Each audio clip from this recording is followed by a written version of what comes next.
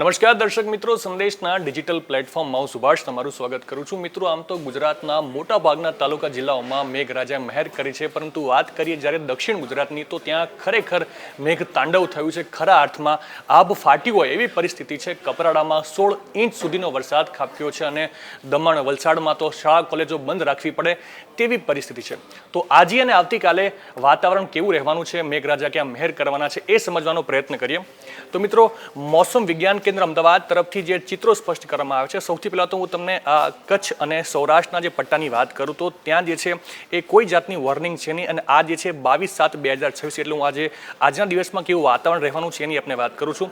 તો કચ્છથી લઈને જે સમગ્ર ઉત્તર ગુજરાતનો જે પટ્ટો છે, કચ્છ આખો વિસ્તાર, ઉત્તર ગુજરાતનો વિસ્તાર અને ત્યાંથી લઈને ઉત્તર ગુજરાતથી લઈને છેક આજે દરિયાકાંઠાના જેટલા પણ જિલ્લા છે અને દરિયાકાંઠાનો જે પણ વિસ્તાર છે, એટલે કે સૌરાષ્ટ્રનો જે આખો વિસ્તાર છે, ત્યાં આજના દિવસમાં કોઈ વરસાદ થશે એવી કોઈ શક્યતાઓ દેખાઈ નથી રહી. મેઘરાજા મહેર નહીં કરી શકે એવું હવામાન વિભાગનું માનવું છે, કારણ કે ત્યાં હવામાન વિભાગ દ્વારા જે માહિતી આપવામાં આવી છે, દેવભૂમિ દ્વારકા હોય, પોરબંદર, જુનાગઢ, ગીર સોમનાથ, અમરેલી, ભાવનગર, દરિયાકાંઠાનો તમામે પટ્ટો, મોરબી, સુરેન્દ્રનગર, રાજકોટ, બોટાદ અને ત્યાંથી લઈને ઉત્તર તરફ જઈએ તો વાવ, થરાદ, બનાસકાંઠા, પાટણ, મહેસાણા, આ તમામ વિસ્તારમાં કોઈ પણ જાતની વરસાદની આગાહીની સંભાવનાઓ વ્યક્ત કરવામાં નથી આવી. પરંતુ એ પછી જ્યારે આપણે શિફ્ટ થઈએ છીએ મધ્ય ગુજરાતમાં, તો અમદાવાદ લઈ લઈએ, ગાંધીનગર, ખેડા અને એ જે આખે આજે તમને યલો કલરનો જે પટ્ટો દેખાઈ રહ્યો છે, છેક ભરૂચ સુધી, આણંદ, ભરૂચ, વડોદરા, ત્યાં જે છે એ છૂટા છવાયા સ્થળોએ ભારે વરસાદની આગાહી છે. એટલે આ અમદાવાદથી લઈને ગાંધીનગર, ખેડા, આણંદ, વડોદરા અને ભરૂચ અને છેક સાબરકાંઠા સુધી, તો આમ જે છે એ ઉત્તર ગુજરાતની બોર્ડર સુધી, એટલે કે સાબરકાંઠાના વિસ્તારથી લઈને અમદાવાદથી લઈને છેક ભરૂચ સુધી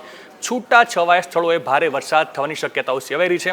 અને ત્યાંથી પછી આગળ જઈએ તો અરવલ્લી, મહીસાગર, પંચમહાલ, દાહોદ, છોટાઉદેપુર, નર્મદા, સુરત, તાપી અને છેક ડાંગ, એટલે આદિવાસી જે પટ્ટો એમ કહી શકાય, ત્યાં જે છે એ છૂટા છવાયા સ્થળોએ ભારેથી અતિ ભારે વરસાદની આગાહી સેવામાં આવી છે. એટલે કે આદિવાસી પટ્ટામાં મેઘરાજા જે છે એ મેઘ તાંડવ કરી શકે એવી પરિસ્થિતિ છે. અને સૌથી વધારે સમસ્યા ક્યાં થઈ શકી છે, ક્યાં રેડ એલર્ટ જાહેર કરવામાં આવ્યું છે, તો નવસારી અને એ જે દાદરા નગર હવેલીનો જે આખો વિસ્તાર જે છે, ત્યાં જે છે એ ગુજરાતની જે પૂંછડીનો જે વિસ્તાર એમ કહી શકાય, ત્યાં જે છે રેડ એલર્ટ જાહેર કરવામાં આવ્યું છે. એટલે આજના દિવસમાં આમ જોવા જઈએ તો આદિવાસી પટ્ટોથી લઈને છેક ગુજરાતના જે છેડવાડાના વિસ્તાર સુધી, એટલે કે છેક દાદરા નગર હવેલી, દમણ, વલસાડ સુધી અને નવસારી સુધી જે છે એ મેઘરાજા મહેર કરી શકે છે. જેમ મેં આપને પહેલાં પણ જણાવ્યું કે દક્ષિણ ગુજરાતમાં ખાસ કરીને જે છે મેઘ તાંડવ થયું છે, આપ ફાટ્યું છે. 16 ઇંચ સુધીના વરસાદની જે છે એ સમાચાર સામે આવ્યા છે. અને પછી વાત કરીએ આવતીકાલે, તો આવતીકાલે શું શક્યતા સેવાઈ રહી છે, તો સૌથી પહેલાં તો વાત કરીએ કચ્છ વિસ્તારની. તો કચ્છ વિસ્તારમાં જે છે આખા કચ્છમાં છૂટા છવાયા સ્થળોએ હળવાથી મધ્યમ વરસાદ ખાબકી શકે છે.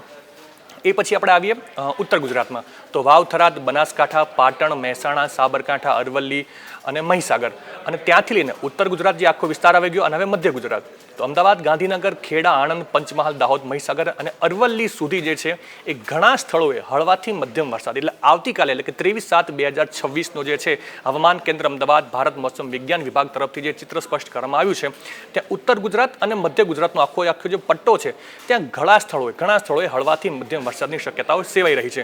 કચ્છ જિલ્લામાં છૂટાછવાયા સ્થળોએ હળવાથી મધ્યમ વરસાદ, એટલે ત્યાં વધારે વરસાદની આશંકા સેવાઈ નથી રહી. આમ પણ જ્યારથી વરસાદની સિઝન શરૂ થઈ છે, ચોમાસું ગુજરાતમાં બેઠું છે, ત્યારથી કચ્છ જિલ્લામાં જે વરસાદ થવો જોઈએ એ પ્રમાણમાં એટલો વરસાદ ઓછો થયો છે.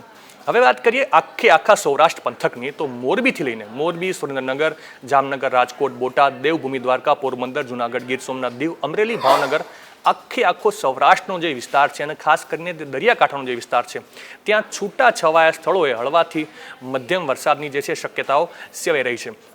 હવે પછી આપણે વાત કરીશું દક્ષિણ ગુજરાતની, એટલે ફરી એકવાર આખો આદિવાસી પટ્ટો અને દક્ષિણ ગુજરાતની વાત કરીએ તો મોટા ભાગના સ્થળોએ હળવાથી મધ્યમ વરસાદ ખાબકી શકે છે. અને એમાં જે વાત કરીએ તો વડોદરા, છોટાઉદેપુર, ભરૂચ, નર્મદા, સુરત, તાપી, નવસારી, ડાંગ, દમણ, વલસાડ અને દાદરા નગર હવેલી, ફરી એકવાર આખો પટ્ટો જે છે એની ઉપર મેઘરાજા મહેર કરી શકે એમ છે.